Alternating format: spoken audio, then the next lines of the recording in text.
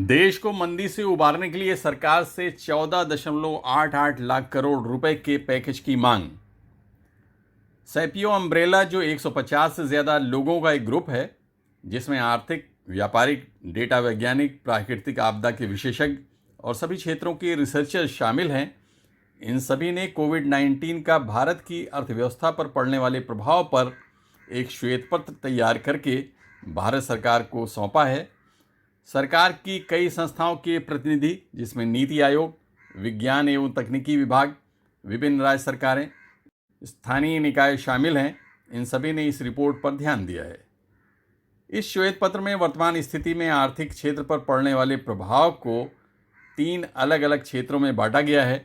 देश में बन रहे सभी हालात पर अगर नज़र दौड़ाएं तो देश में एक ऐसी तस्वीर उभरती है जो देश की आर्थिक स्थिति को 2 से 3 साल पीछे ले जा रही है।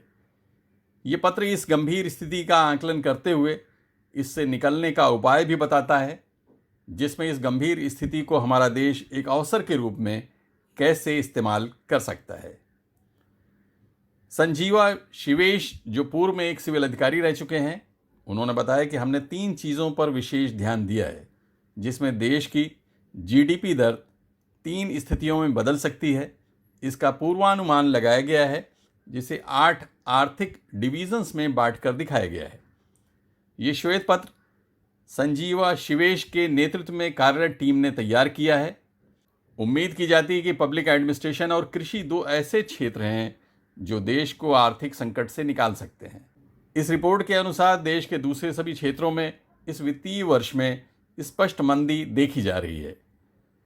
श्वेत पत्र को जारी करते समय आयोजित की गई प्रेस कॉन्फ्रेंस में शिवेश ने आगे कहा कि सरकार की योजनाएं वित्तीय संकट से निकालने के लिए सभी क्षेत्रों के लिए काफ़ी सहायक होंगी। इसके लिए केंद्र सरकार से 14.88 लाख करोड़ रुपए पैकेज की ज़रूरत होगी। इस आर्थिक सहायता को इस वर्ष योजनाबद्ध तरीके से सभी क्षेत्रों तक पहुंचाना होगा। इसके लिए होटल, यातायात और संचार के क्षेत्रों को प्राथमिकता देते हुए इन्हें 4.26 लाख करोड़ की सहायता देनी होगी। इसी के साथ इस श्वेत पत्र में दूसरे क्षेत्रों को भी सहायता देने के लिए अपना प्रस्ताव भेजा है। इस रिपोर्ट में यह भी बताया गया है कि इस वित्तीय संकट से करीब 3 करोड़ नौकरियां खत्म हो जाएंगी। इसी के साथ इस रिपोर्ट में इस समय पैदा होने वाले वित्तीय संकट में नई तकनीक की सहायता से इसे एक अवसर के रूप में इस्तेमाल करते हुए एक चुनौती का सामना करने का सुझाव भी दिया गया है। Abid Naqvi, press 9 news, Mumbai.